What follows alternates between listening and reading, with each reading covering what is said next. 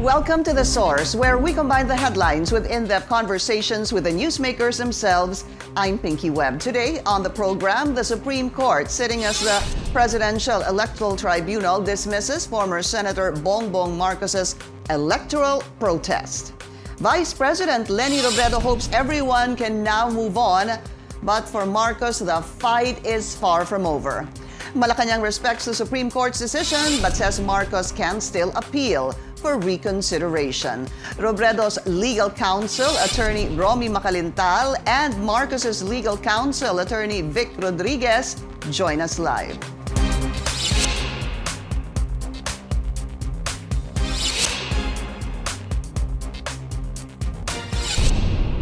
The tribunal has spoken. Former Senator Bongbong Marcos loses his fight to void the 2016 victory of Vice President Leni Robredo. Our senior correspondent, Atty.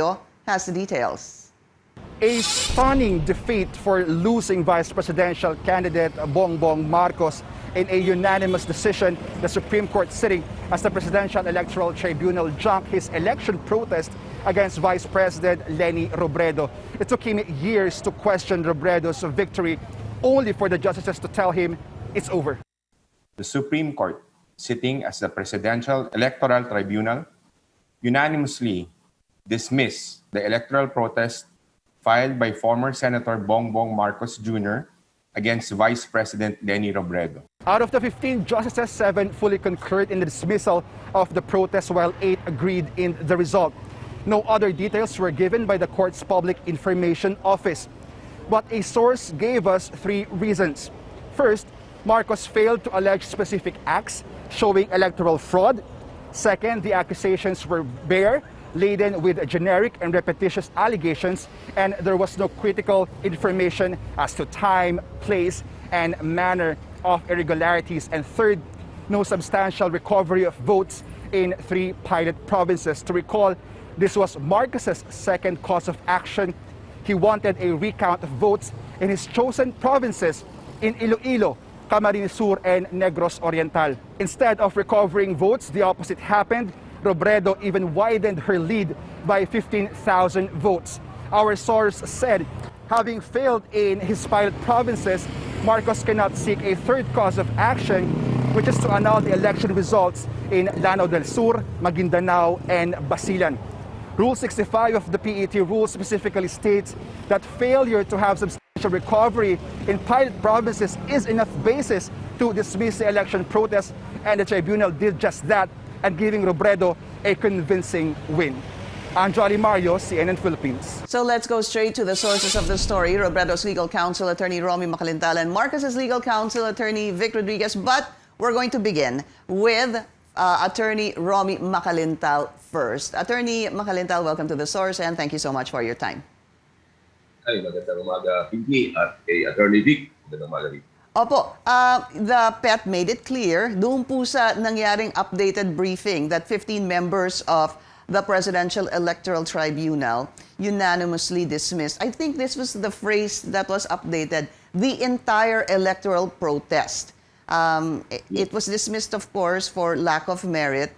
Para po sa inyo, Attorney Romy Mac, nagkaroon ho ba ng need really to clarify this because there was an updated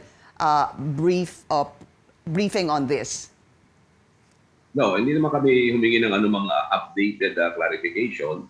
I think automatic sa PET to make that particular clarificatory statement because of some statements from the Marcos camp that the decision is not a dismissal of the entire protest, but only of the revision or recount processes. And they are insisting na in the cause of action na for annulment of the results in some provinces in Mindanao are not included therein. And we are happy that the said clarification was issued by the Presidential Electoral Tribunal. I wanted to ask you also, Attorney, inasahan niyo bang lalabas yung desisyon kahapon? Hindi namin naasahan. Nanonood nga ako ng NBA games eh. Bigla na lamang na nakatanggap ako ng isang Viber message at photoshot ng inyong news sa CNN Kaya nga nag-inquire agad ako sa inyo kung totoo ba ito. And even the Vice President was not aware or did not know na lalabas po yung decision na yun. Although there were reports and there were some speculations that could be released yesterday, kasi counting from the report of Mr. Jomar Canlas na this draft of the petition was submitted already by Justice Leonen to the entire M-Bank of the PET, doon na makikita mo na kung kailan lalabas yung decision. Nagkaroon ho ba kayo ng kahit na anong, I mean really, alinlangan na posibleng pumunta pa or tumungo pa doon sa tinatawag na third course of action? Oh yes, siyempre, yun na ang inaalala namin, no? Kasi yung unang resolution dyan, yung ginawa ni Justice Kagiwa, you will note na there was already the recommendation to dismiss the case when Mr. Marcos was not able to prove his case on the basis of his 3 pilot provinces. And we were surprised when the PET still tried to consider other avenues like getting comments from the COMELEC on how to treat the particular issue. Kaya kami, medyo kinakabahan kami na baka naman tumagal pa ito ng tumagal, lalo namang mapunta na naman tayo sa parang we are in a suspended animation as to what really is the status of the case. Kinabahan kayo na posibleng pumunta doon, but were you very confident that this protest would be junked or dismissed? Yes, ako, as a matter of fact, we will review my previous statements from the very moment that the election protest was filed. I have been saying na walang patutunguhan ng protestang yan kasi wala pang election protest na nanalo in an automated election, especially when they chose to have a revision first, no? Yung kanilang 3 pilot provinces. Wala pang nananalo sa mga protesta. And because of that, I was very, very confident that the said election protest could eventually be dismissed. But you would have, of course, wanted the camp of Vice President Leni Robredo, dun pa lang sa second cause of action, yung pilot areas, na nagkaroon po ng recount and judicial revision, which are Iloilo, Camarines Sur, and Negros Oriental, wherein the Vice President actually gained 15,000 votes. You were hoping dun pa lang, tapos na yung desisyon. Oo. Siyempre, dun pa lang, sinasabi namin talagang dapat, as a matter of fact, si Justice Kagiwa was joined by retired Justice Antonio Parpio on that particular opinion. And si Justice Leonen nga, nag-join pa sa the other side. Right. Actually, it was a vote in favor of Marcos, when he join the other justices that they should look into the issue of whether or not to proceed with the issue of annulment of the results of election from the 3 provinces of Mindanao. Pero kami kasi, it is our position that pag pinagbigyan itong 3 provinces na ito, you are practically changing the rules of the game, the rules in the middle of the game. Kasi the rule is very, very clear. You have to choose 3 provinces as your pilot provinces. Rule 65. Rule 65, dapat dismiss na. Now, if you add additional provinces, ay magyayari yan 6 na provinces na ang kanyang pilot provinces. Kaya we strongly argue na hindi po pwedeng madagdagan pa yung kanyang pilot provinces if you are not able to prove your case doon sa 3 probinsya which exemplarily describe or show the alleged irregularities of fraud, paano po patutunayan yan sa mga additional provinces? Kaya kami naniniwala na hindi na dapat na talaga ipagpatuloy yan. Yung pong sinasabi nga na 7 fully concurred while 8 concurred on the result. Ano ho ba para sa inyo, para explain nyo po sa amin, ipaliwanag nyo sa amin, ano hong pagkaintindi nyo doon? Well, yun ang mga, ibig sabihin, yung 8, just nag-agree sila, umayag sila, sumama sila na talagang dapat ma-dismiss yung kaso. Kasi what was the result of the decision? The result is to dismiss the case. So, 8 voted to resolve the dismissal of the case. Yung 7 na other justices, they might be writing their separate opinion on the matter. Kaya meron pa silang iba't ibang opinion, iba't ibang grounds for the dismissal, but they have the same conclusion. Maaari yung May justice ng reservations? kanyang- Parang ganon, Attorney Romy Mac, meron po silang reservations? Ganon ho ba yun? Not really reservation, but they have different grounds for dismissal. Halimbawa, isang justice, sinabi niya, ako, kaya kung gusto ma-dismiss yan, wala naman talagang substantial recovery. Yung sabi ng isa naman, ay siguro, failure to give detailed specifications of the alleged frauds and irregularities, maaaring sabi niya, for me, it must be dismissed kasi to annul the results of the election following the Abayon Doctrine, Abayon versus HRET, ang mangyayari niyan, they were not able to prove that it was Leni Robredo who was instrumental in the commission of the alleged frauds and irregularities. So, iba't iba ang kanilang grounds, but they Agree. came out with the same conclusion, final determination that the case should be dismissed. So, pwedeng iba't iba ang kanilang dahilan para i-dismiss ang kaso, pero nagkakaisa sila na dapat i-dismiss ang kaso. Yeah, Okay. kakaisa sila. Pero ma-dismiss yung kaso. But meron na ho ba kayong kopya ng decision, Attorney? Wala pa kaming kopya ng decision. I'm sure, Atty. Vic does not also have a copy. Kaya hinihintay pa namin yan. Kasi kapag gagawa pa sila ng separate opinion, matagal talaga ang release niyan. Meron kami isang kaso na-release na ng spokesperson, nasabi ng spokesperson ang results of the voting. Inabot bago lumabas yung final decision kasi may mga iba't ibang pa mga comments na ginagawa yung mga ibang justices. And dito, I hope that the separate opinions, if ever there are any, could be released as soon as possible. What are your thoughts on maybe, a possible appeal from the Marcos camp? Hindi appeal ang bandong tawag doon I think they would be filing Motion a for reconsideration. Depende siyempre kung talagang meron silang strong basis after reading the entirety of the decision. Kasi sa ngayon, I'm sure na hindi pa nila rin alam kung saan sila magpapile ng motion for reconsideration or what specific action or remedy they would avail of the moment they have read the entirety of the decision. So, after this, after the Supreme Court, sitting as the Presidential Electoral Tribunal, has spoken, tapos na ho ba ito? Wala nang pwede pang well, of course, there are options, pero kumbaga, para dun sa iba, game over. Wala na.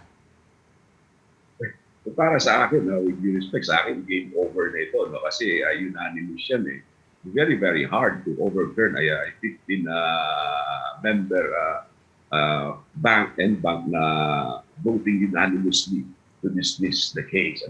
And considering kung totoo yung nabalita ng mga more than 90-page decision, I don't know sino pang justice ang mag-review ng entire case. Kasi it would need another justice to review the entire case. Voluminous documents in order to come up with a decision that would overturn the decision penned by Justice Leni. All right. Maybe just a message to the other camp, to the Marcos camp, Attorney Romy Macalintal. Dahil 4.5 years possibly, this petition took, this protest rather, took 4.5 years. It was 4.5 years in the making. Talagang aabuti ng ganun yun kasi napakadami ng probinsya na pinrotestan ni Mr. Marcos. Even in one city or one municipality alone, it takes COMELEC siguro 1 year or 2 years bago matapos ang isang kaso for a particular municipality or city. Isang province, it consists of more than 10 cities or municipalities. Yung sa tatlong probinsya, it involves about 30 municipalities and cities. At kung idadagdag mo pa itong tatlong another from the provinces of Basilan, Maguindanao, another 30 municipalities or cities. Kaya dahil sa dami ng kanilang pinrotesta, Kaya mahaba, ang ganyang mahaba ang panahon para yan ay ma-resolve. Kaya sana naman makita nila mabuti kung talagang dapat pa sila mag-file ng motion for reconsideration. Hindi ko naman pwedeng pangunahan si Atty. Vic Rodriguez sa Rodriguez sa kanya na gagawin. Alam naman nila kung ano dapat gawin nila. We'll be asking him that. Attorney Romy Macalintal, sir, maraming salamat po sa inyong oras. Thank you. Maraming salamat. And Vic, Thank very you. much. And we'll be taking a short break. When we return, we'll speak to former Senator Bongbong Marcos' legal counsel, Attorney Vic Rodriguez, live. Stay with us. You're watching The Source on CNN Philippines. Our guest today, former Senator Bongbong Marcos' legal counsel, Attorney Vic Rodriguez. Attorney Rodriguez, welcome to The Source, and thank you also for your time, sir. Hi, Pinky. Thank you for having me in your program. Good morning and good morning. Yeah, you know, I had you also yesterday during our breaking news coverage. But first, I wanted to ask you, have you spoken to the former Senator Bongbong Marcos, and what did he say? Oh, we're always on the phone the whole time, essentially the whole day yesterday. And ang kanyang instruction na malinaw. Let's be prudent and observe utmost caution in dealing with this Supreme Court or the tribunal pronouncement. Because, Pinky, as you know, I have confessed this to you yesterday that I only learned of the whole thing and even watched the press briefing made by the Supreme Court through your program. And even the spokesperson of the Supreme Court himself, when pressed for details, cannot provide any. So, ganun din kami. Pag sinabi pong, I didn't catch the second line you said. Did you say prudent and utmost caution? Yes, in Okay. approaching this pronouncement made by the tribunal. So, I'm going to ask you a direct question, sir. Hindi niyo po palagay na natalo na kayo dito sa protestang to? I'll be very frank and candid with you, Pinky, as always. We respect that unanimous decision of the election protest, meaning it could mean, strictly speaking, in its strictest legal sense, yung manual recount and judicial revision. Sapagkat we also have independent sources who have confirmed of the unanimity in the voting made by the court in dismissing the election protest. But again, with prudence and caution, doon nga kami maingat Because when we speak of election protest, it has acquired a strict legal definition to mean specifically manual recount and judicial revision. That is why we are unsure, and neither is the spokesperson of the Supreme Court, if the term election protest in its entirety was used in its strictest legal meaning or in its generic or loose meaning to include our third cause of action. Because, Pinky, as you know, we still have two pending causes of action before the tribunal. Number one is the election protest, meaning the manual recount, and our third cause of action, the annulment of the election results. Yun ang gusto naming, doon kami interesado. Ano ba ang talagang dinismiss ninyo ng 15-0? Ano ba yung sinasabi ninyong voting na 7-8? At ano rin yung voting na 8-7? But I know, balikan po natin, Attorney Vic, nag-usap nga ho tayo kahapon during our breaking news coverage. And rightly so, yung una ho kasi, wala yung mga salitang entire electoral. I mean, I guess what I'm trying to say is there is an additional updated press briefing. And I'm sure you've seen this. But just to really differentiate the first one, yung sinabi po ni Attorney Hosaka in this updated press briefer, it says, unanimously dismissed the entire electoral protest. Unanimously dismissed the entire na pong nakasulat So, does that still leave a doubt to you or the Marcos camp? So that is why we're approaching the whole matter, Pinky, with prudence and utmost caution. When you speak of electoral protest, okay, it could mean both causes of action, or it could mean just the election protest, meaning the manual recount and judicial revision. Why is it so important for us to go into the details? Because, Pinky, as we speak, hindi naman pinag-usapan ng tribunal yung aming third cause of action, which is the annulment of election results. Yun ang interest namin. Doon kami interesado kung sinama ninyo yung annulment of election result doon sa sinasabing unanimous dismissal or 7-8 or 8-7, gusto naming malaman, gusto naming makita paano nyo trinato yung aming third cause of action. Dahil hindi man ninyo nahipo, nahimas, nasilayan o maaring pinag-aralan ng mabuti ang aming third cause of action, paano tayo nasama dyan sa decision yan? But again, yung unanimity in dismissing the manual recount and judicial revision, wala tayong debate ron, Pinky. Would you say that umaasa pa rin ho ba kayo? I'm really trying to understand your position because if the Supreme Court is saying entire electoral protest, in simple language, yung buong electoral protest, ano po? Of course, you're trying to make a point that wala pa ho kasing desisyon sa inyo. You don't have a copy of the decision, but are you just hanging by a thread here? Parang umaasa pa rin ho ba kayo? Or where are you in this whole decision of the Supreme Court? May konti ho pa kayong hope. Ganun ho ba yun? Klaro sa amin, Pinky, from the time that we have filed this election protest, we are not just anticipating a favorable ruling or an adverse ruling. We know it's a case, it can go either way. It can either go north or south. But just to be clear, hindi ho kami matitinag at magpapatinag kung ano man ang ultimate verdict or hatol ng tribunal dito. In fact, let me just go first with the election protest or the manual recount. For us, for me personally, it did not leave any marked impression at all. It's no longer as impactful had it been released maybe 1 year or 2 years into the life of the case. Why? Magkailimang taon na tayo rito, 3 probinsya pa lang pinag-uusapan natin eh. Ngayon, kahit sabihin mo sa akin, sige, simulan uli natin yung manual recount, pagpatuloy natin, magbilangan uli tayo ngayon. Hindi na rin kami naniniwala na pare-pareho naming matatapos yung 20 probinsya pang nakahilera na aming pag-uusapan dyan sa manual recount. Why? Nakalaula yung protestang ito from the beginning eh. Remember, our original second cause of action, yung mas mabilis, the annulment of the election results in the provinces of Lanao del Sur, Basilan and Maguindanao. Third cause of action lang namin yung manual recount. Unfortunately, nung linabas yung pre-trial conference order, nabaligtad yung sequencing, hinuli yung aming original second cause of action, yung annulment of election results.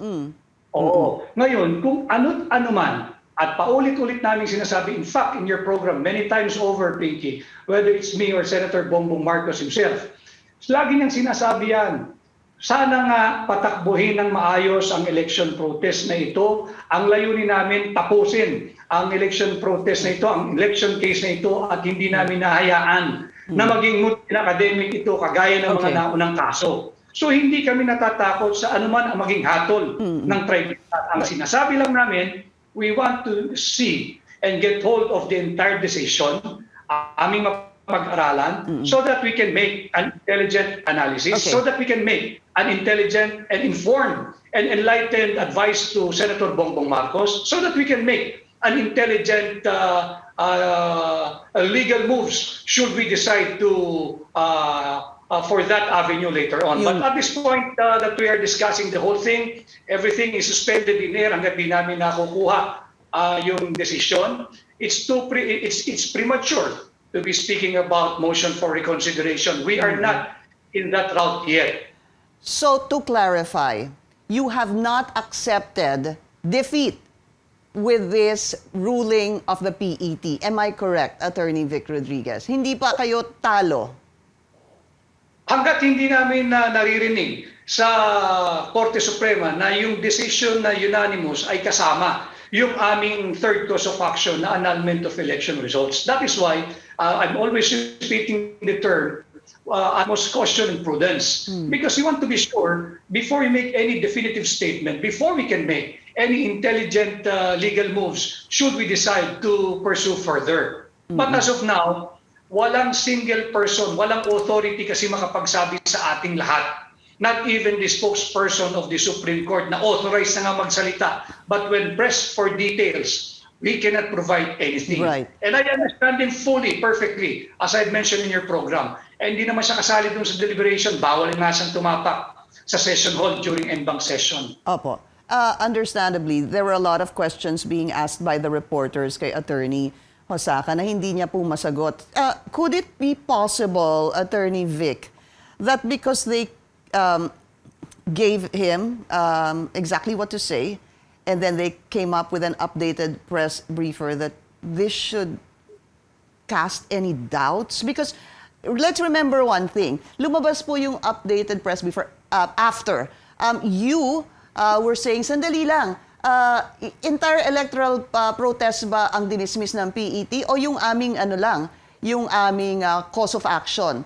Kasi hindi pa ho kayo sigurado nung mga oras na yon, at about 1 o'clock yesterday. Pero when Nobody was sure of what was going on. Yes. And then they came up nga with the updated press briefer. Sinabi ng entire electoral protest. So it's as if they were already telling the Marcos camp and the VP Leni camp na wala na tayong pinag-uusapan na cause of action dito. Ang pinag-uusapan na natin dismissal ng entire electoral protest. Magkaganon pa man, Pinky. We want to hear it from them. Dahil nga, ang next na itanong, di ba, 3 botong binanggit may 15-0, may 7-8 doon sa dismissal of the MR, at merong 8-7 doon na voting di umano sa resulta. Yun din ang gusto naming malaman. Okay. Why?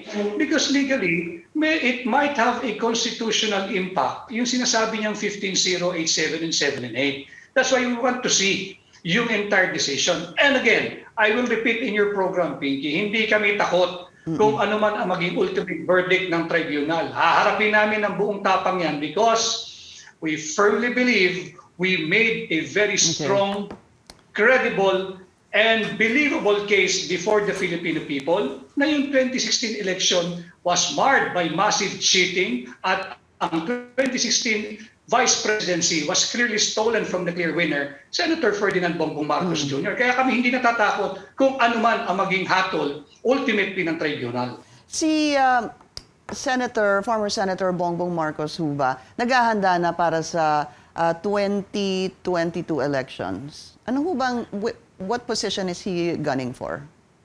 Definitely, we are in the thick of preparation on 2 aspects. Number 1, yung patuloy na pagtulong dito sa pandemic in our own